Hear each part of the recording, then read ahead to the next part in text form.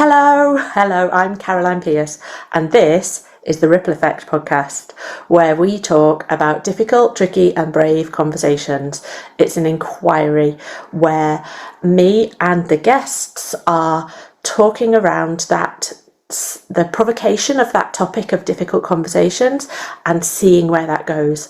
And the people that I'm inviting onto the podcast so that we can have a conversation are people who have really interesting opinions on the topic or really helpful tips for having conversations, for preparing ourselves for difficult conversations, for having the conversations and avoiding the difficult, not the difficult topic, but of like helping to make it less difficult. How to stop avoiding the things that need to be said. And how to make that more comfortable for the people around us, because we can't have a difficult conversation on our own.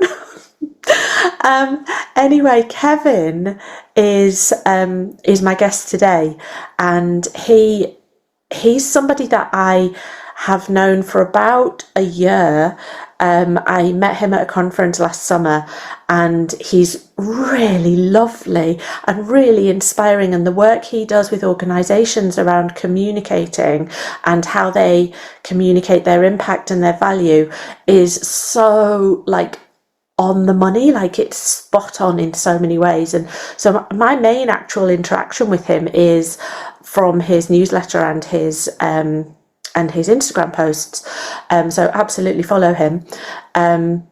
But yeah, I feel like this is the first of a number of conversations that he and I are going to be having, and he's got such brilliant kind of wisdom, and mainly we'll be talking about mindfulness in this particular episode, and how that can be just how powerful that can be for difficult conversations, and general relationships and life. So this is Kevin. Enjoy.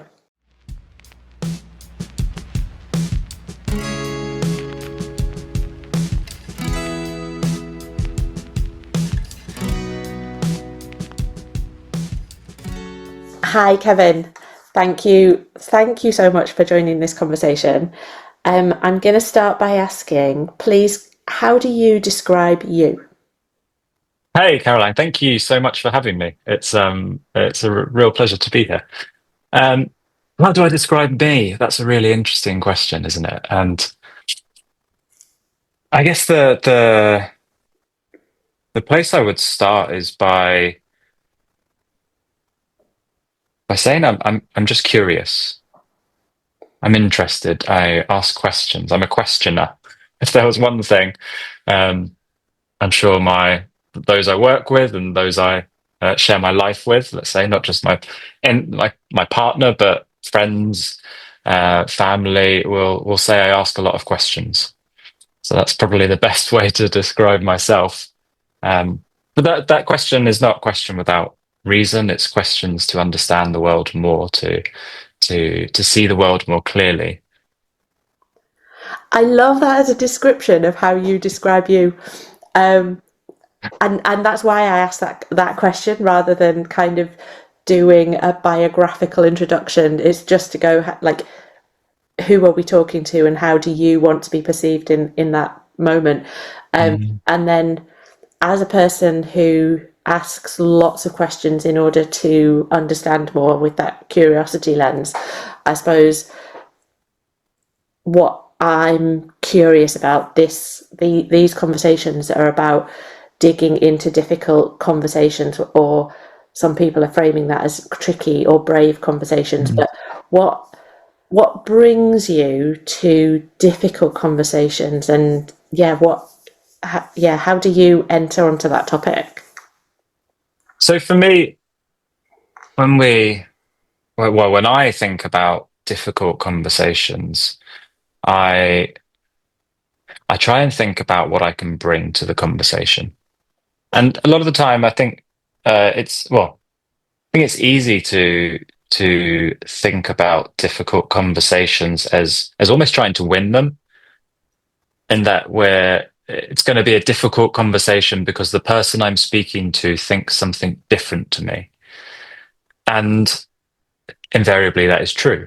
Invariably there are differences in opinion, differences in beliefs, whatever it might be.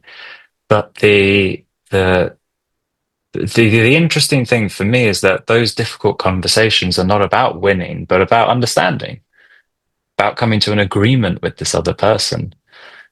And so what brings me to difficult conversations is that curiosity, is that moment of questioning. Sometimes that's frustrating for the other person when I'm in a difficult conversation because I'm just asking questions all the time, and the person is like, "Well, why aren't you arguing with me?" Um, but I think the foundation of being able to work through a difficult conversation is to understand each other primarily, and then you can move forwards. Yeah, you brought up something that I've almost kind of forgotten about there.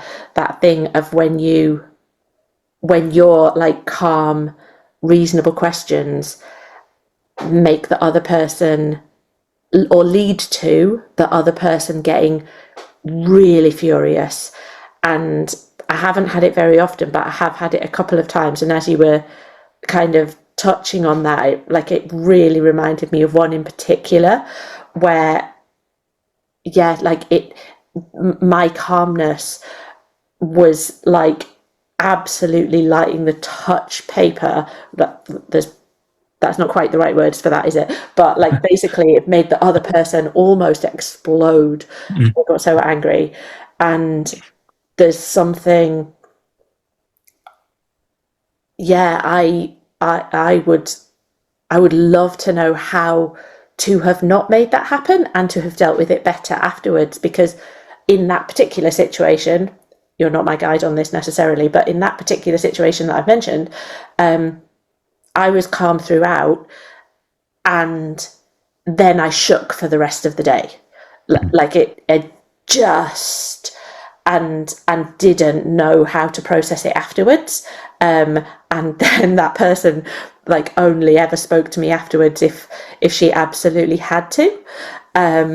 So it was, yeah. Oh, that's a whole different type of difficult conversation, isn't it? It, Because you can't do what, no, you, I was going to say you can't do anything about how the other person comes to it, but that kind of has to be part of what we consider.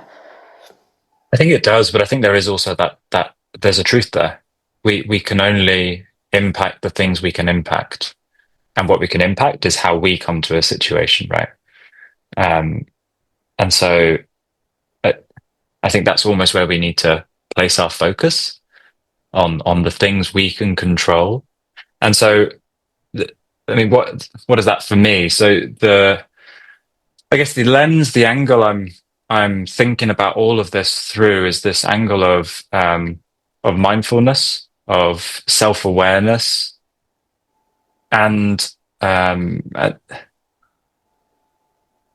me that means that when we're approaching these conversations, we are trying to be calm, maybe, but maybe calm isn't always the right thing either. We might have to be excited. Our emotions might have to be elevated in some extent. I'm not saying be angry or anything. Not. I mean, maybe, but probably not. But we might have to bring a certain energy. So how do we get ourselves into the space where we can bring that energy into the conversation? Um, and also being aware of how we're shifting. What you just said there about like shaking afterwards. Oh, I totally resonate with that. I felt that so many times after a heated conversation with someone. You're just like you're captured by something.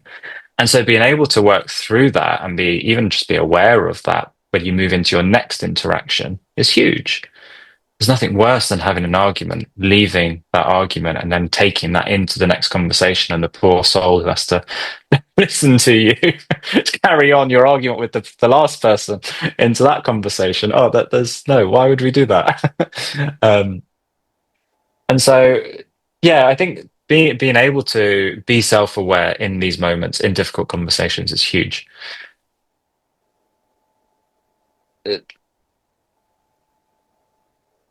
there was a framework I've heard about how conversations unfold, and it is.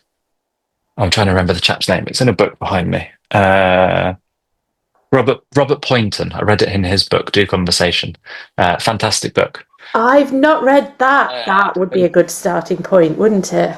Great book. Great book. And he talks about conversations having three parts to them, there are three elements to conversation. They're not all separate. They might all be happening at once. They might be happening at different times. It might be a blend of all those three parts. But the way he frames it is that and I think he heard this from someone else, if I remember correctly. It says there's conversations of understanding, conversations of possibility, and conversations of action.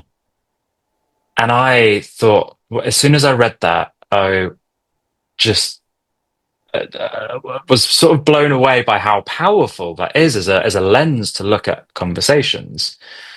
Because, I mean, right now we're in understanding, right? We're trying to understand perspectives. And this is crucial when it comes to having a difficult conversation with someone. We have to understand each other. Then he talks about possibility. Well, once we've understood each other, we are allowed to move into the space of, well, what could be? What could we move into? How could we move forwards in this debate, this conversation we're having? And then we get to lean into the action, to actually doing that. So I thought that framing was really, really, really powerful to think about. Yeah.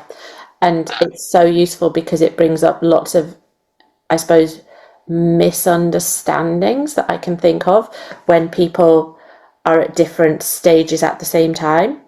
Mm, mm, And having some words to name that, even if the other person isn't kind of across a framework, but just saying, I think I'm in understanding and you're in action, and I need to stay in understanding before I yeah, can get there.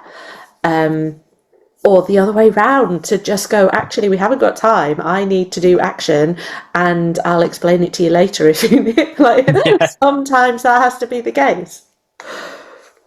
for sure, for sure. And you've just hit a crucial point there.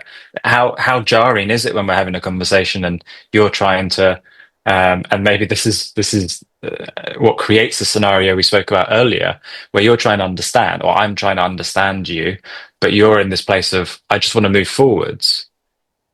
Well, we're having different conversations with that. We're at that point where we're speaking at each other, not with each other. Hmm.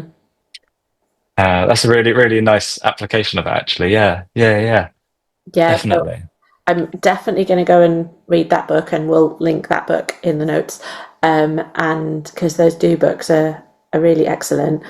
Yeah.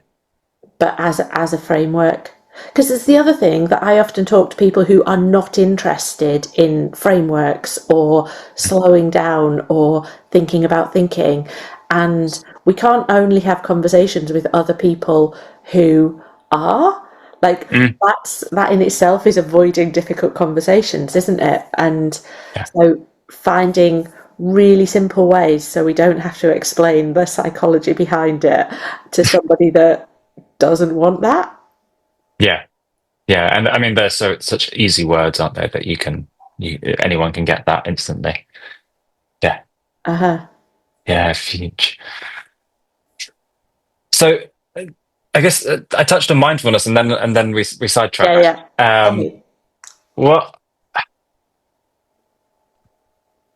what I think is great about bringing mindfulness, bringing a sense of curiosity into conversations is that it allows us to almost remove the ego from the conversation, to step away from needing to be right, which I touched on, Hmm. um, to being able to almost start to consider all the different options that are possible in that moment in time.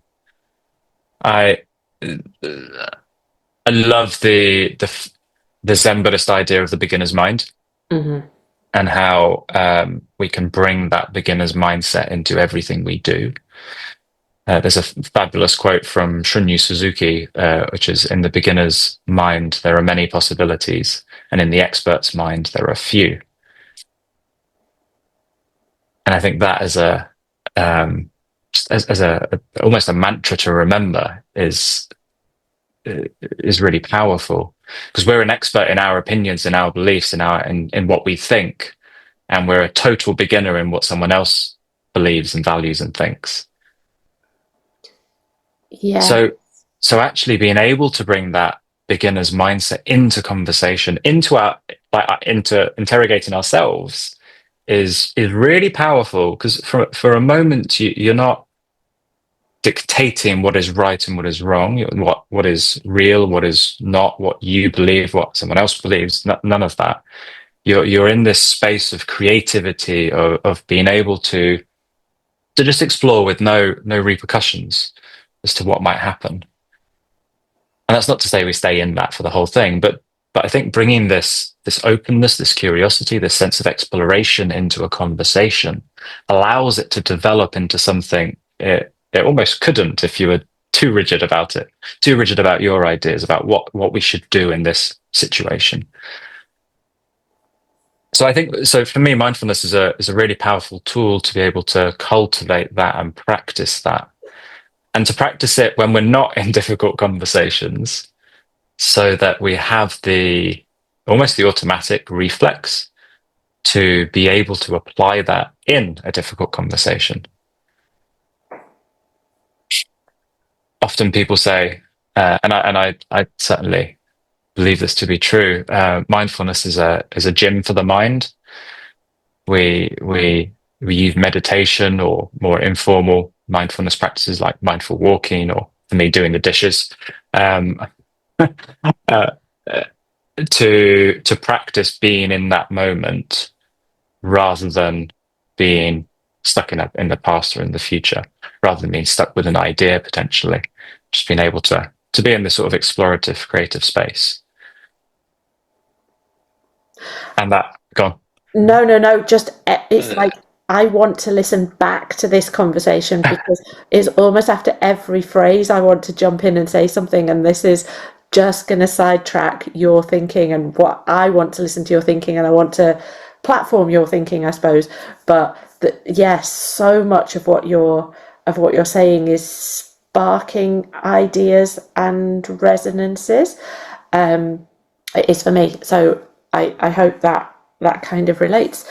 Um, so yeah, how are you practicing mindfulness when you're washing up? Like, let's start from the basics. So, I mean, maybe we even rewind. What is mindfulness? Mm, Right. Mindfulness is has its roots in the Far East, in Buddhist tradition, Hindu tradition. It's there has to be recognition of where it comes from. But mindfulness, as I talk about it, is a much more secular practice, and really for me, it simply means present moment awareness. Now that's quite abstract. So what does that mean? It means being aware of how you feel in this moment, what you're thinking in this moment, being aware of what you're thinking, not just in autopilot, which we spend a lot of our time awake in, which is fine, as its purpose. And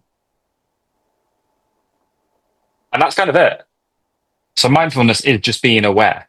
Uh, when it comes to mindfulness practices, practicing mindfulness, therefore, what that means is that it's doing something with the intention of being in that moment.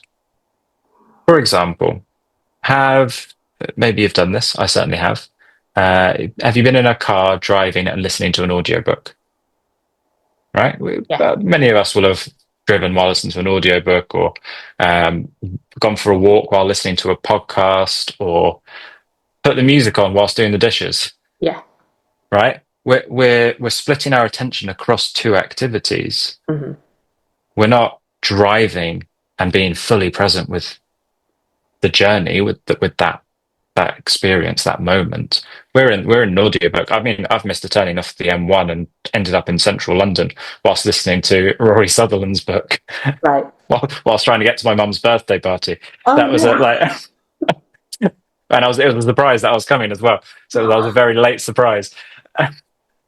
But like, I was clearly not in the moment there. Yeah. So mindfulness is therefore turning off the audiobook, turning off the podcast when I'm doing the dishes, feeling the hot water in my hands, noticing the soapiness of the hot water, noticing how slippy the plates are, noticing as I'm scrubbing the dishes, all the little ridges from the food that's left over.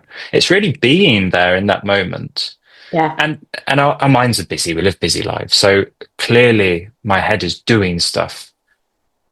And it's practicing, and it's a practice for a reason, because we don't always succeed. It's practicing trying to notice that you're distracted by the thing you forgot to do at lunch today, and coming back to the dishes. And then again, in a few seconds, when your mind goes, oh, what should we have for dinner tomorrow night? You go, no, I don't need to think about that right now. I'm here doing the dishes. So and you come back to doing the dishes. And we do exactly the same thing in meditations. Meditations, like the formal sat down practice, is identical, except we're sat, or whatever posture you prefer. We're focusing on maybe the breath, might be a visualization, but let's stick with the breath. Focus on the breath. You focus on the sensation of the breath, where you feel the breath. You just sit there with that intention, with that focus. And as soon as the mind gets distracted, which it almost always will, you go, okay, that was a thought that came in. I'm distracted by that. Or that's a feeling I noticed, or a physical sensation that's a bit of discomfort, maybe. That's okay. I can come back to my breath. That's it. I don't need to deal with that right now. And it's simply that practice of being in this moment that is, on the face of it, so simple, yet impossibly hard to to do consistently. So not impossibly hard, but like very, very, very Okay. hard. Yes, yeah, true. I exaggerated a little bit, but it's extraordinarily hard to do. And again, that's okay, because it is a hard thing to do. It is Yeah. hard to just be here now and be present. And We so, find it go on. in moments like when we're, I don't know, I'm a rock climber. So when I'm climbing, either outside and it's like big scary stuff, or just at the bouldering wall, I just lose myself to that moment. Everything fades away. I'm just there with the problem on the wall that I'm trying to solve, and I'm just in my body. I'm on the wall, and I'm just loving life in that moment in time. I used to play music, and I mean, there's a photo of me. When I was on stage, again, I would be just in that moment, fully present, fully there. So there are these moments that that we experience this in day to day life. Those moments of creativity when we're writing and we're just in flow. Those moments of um, conversation with someone sometimes that are just really beautiful, and you're just riffing off of each other and going back and forth and back and forth. And 2 hours later, you're like, oh wow, like, when did that happen? So I'm curious about the connection between mindfulness and meditation. What you're saying, that meditation is a version of mindfulness?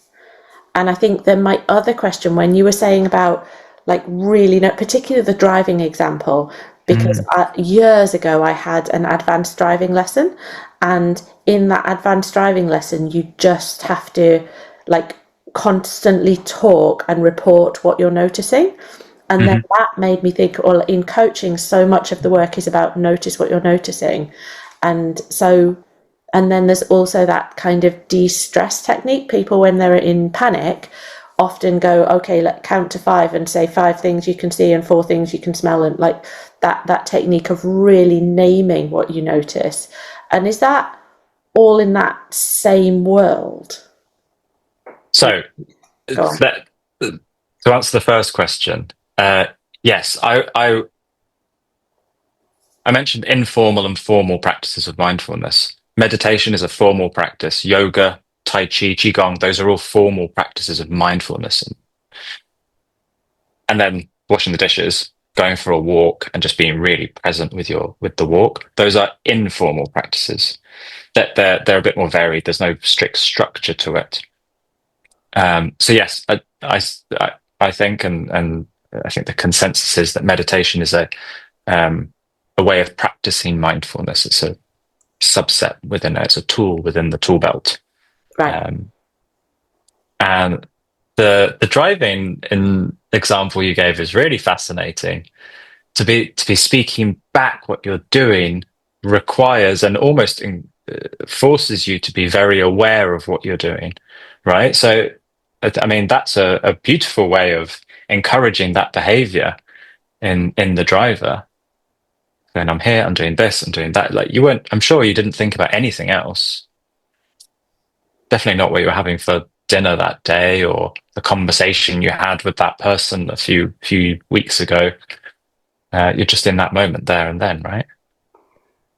Yeah. Yeah. So, There's something about the point of that is to make you like a much better driver, mm, and it's a practice of noticing exactly what you're doing, because driving is often the example people give of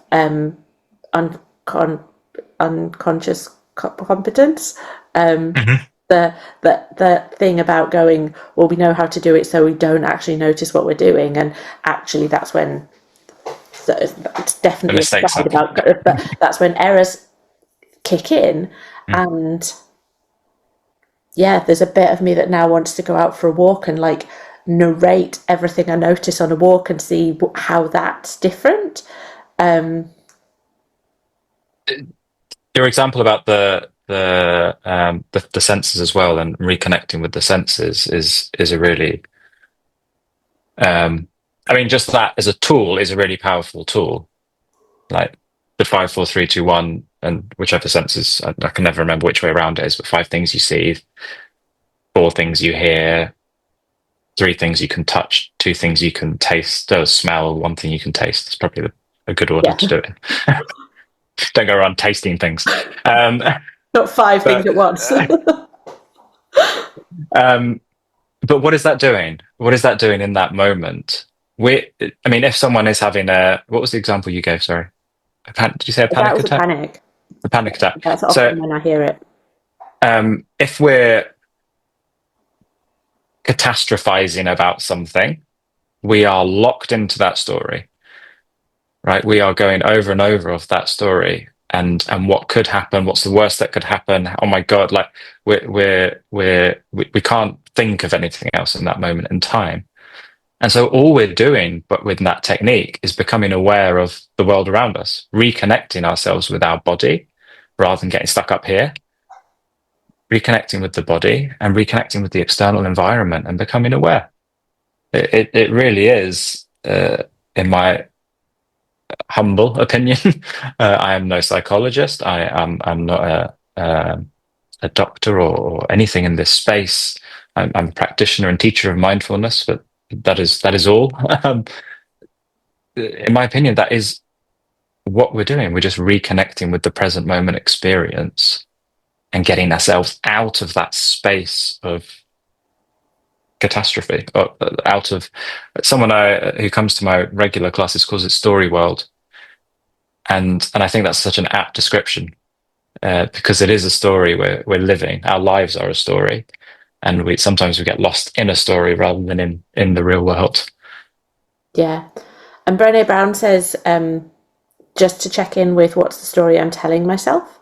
Mm. And I think that for me, that brings this back to the difficult conversation, because how to apply this being present. So finding ways in life, when you're doing the dishes, when you're on, like all those things, to just remember how to reconnect and how to be present, then takes you, it just like strengthens, so that then when a either when you have to start a conversation or when a conversation comes to you, like that you've got these tools to hold on to almost.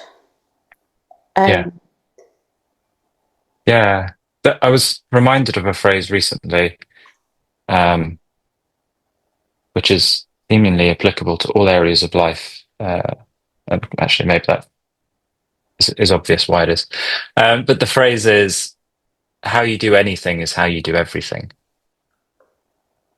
And the context that I heard it in, and that was reminded of it in, was an entrepreneur talking about excellence. And yeah, okay, great, it works in that sense. But it also works in this sense. If I'm constantly or consistently trying to be aware of how I'm showing up in the world, what I feel in this moment, the story I'm telling myself, that Brené Brown quote is fantastic. The story I'm telling of this moment, then I can do something with that. I'm empowering myself to move forwards with intention. Yeah.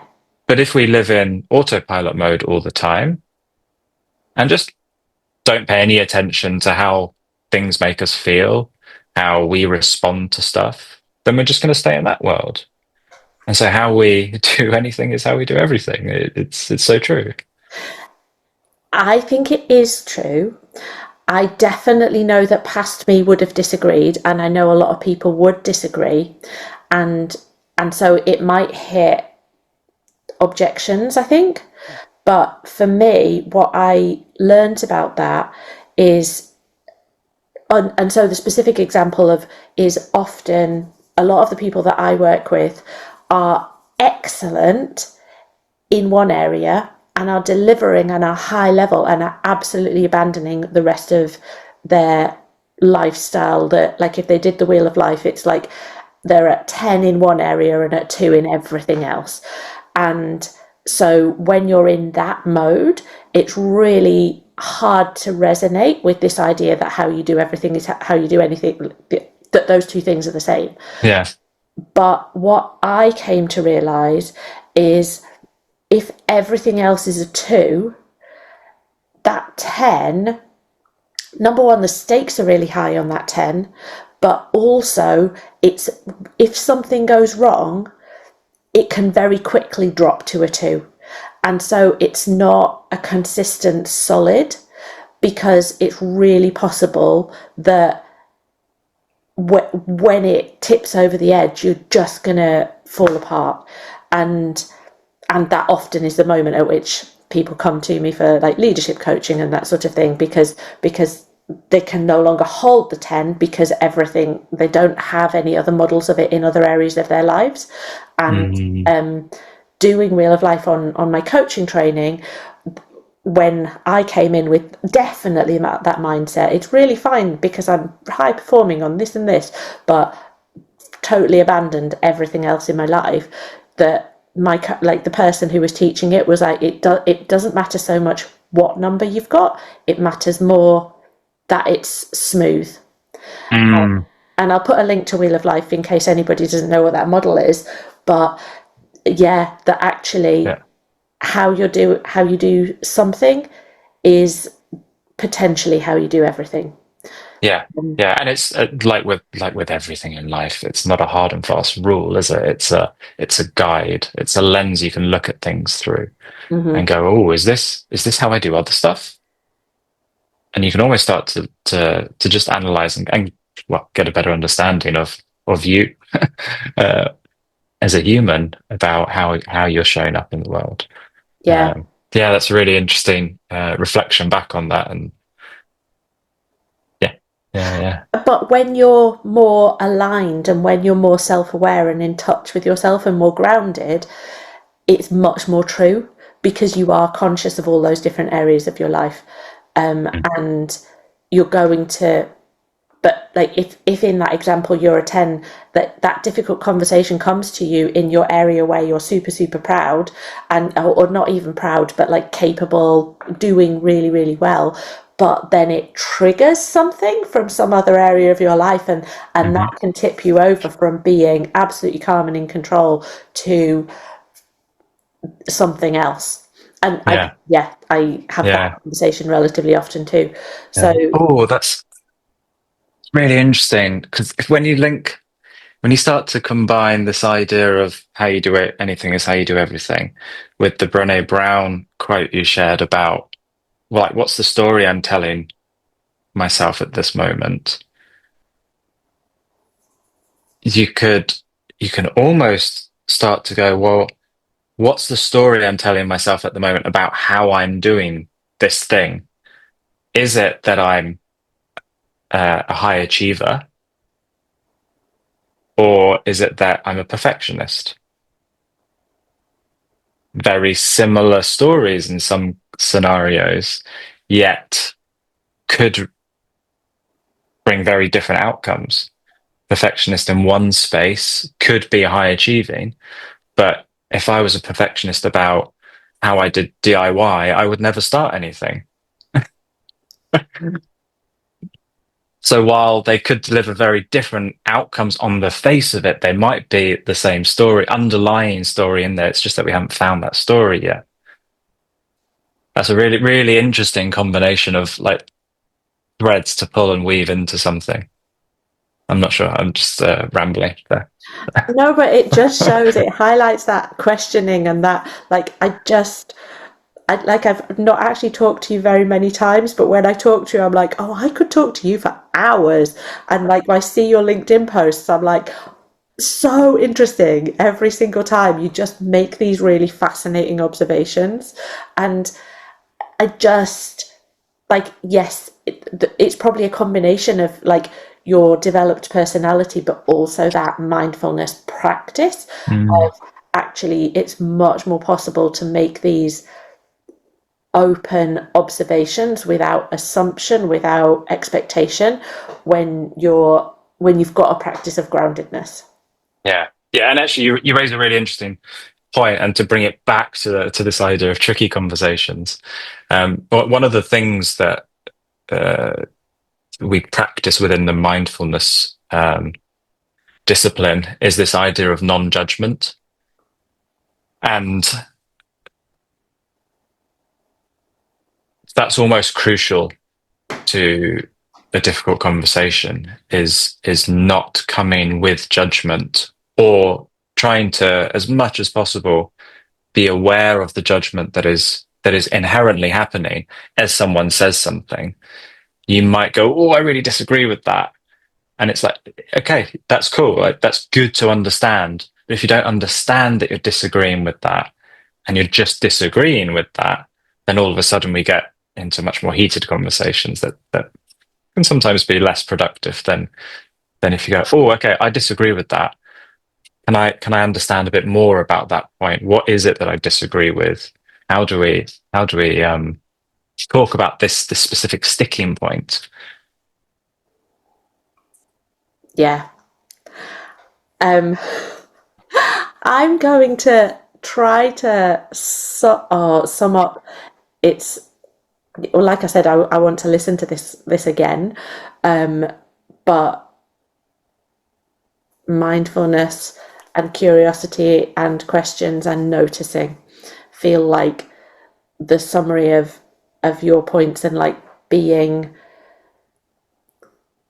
aware of yourself Mm.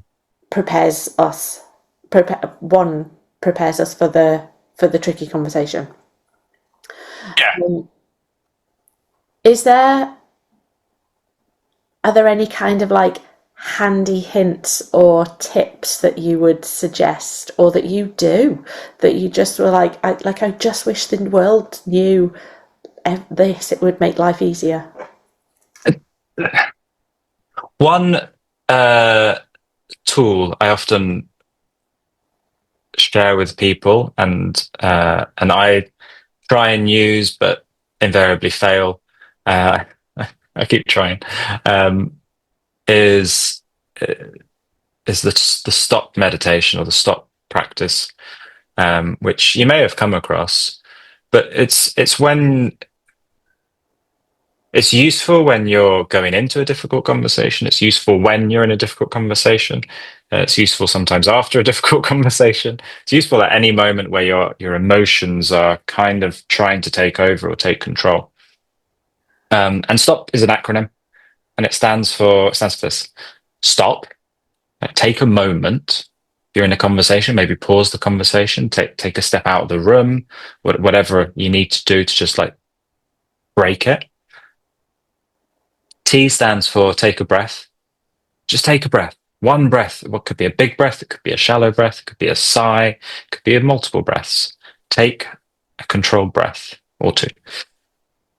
Observe. So observe how you're feeling in that moment. Really observe it. Point, where do I feel this? Is it up here? Is it a closing? Like, what do you feel in that moment in time? Maybe name it if you can. Oh, this is anger. This is anxiety. This is hurt. This is loss. This is joy. This is happiness. This is connectedness, whatever it might be. Name it and then proceed with intention. So you're just taking, you could do this in 2 seconds. You could take 20 seconds. You could take 2 minutes. It doesn't really matter. It's just stopping, taking a breath, observing how you really feel in that moment. And then you can proceed with intention. Move forwards in the way you want to move forwards in that moment. That might be, I can't have this conversation right now. Can we come back together tomorrow to talk about it? Or it might be, great, okay, thank you for that. I really appreciate the time. Let's carry on. But you've taken a moment just to ground yourself, just to snap out of wherever you might have been.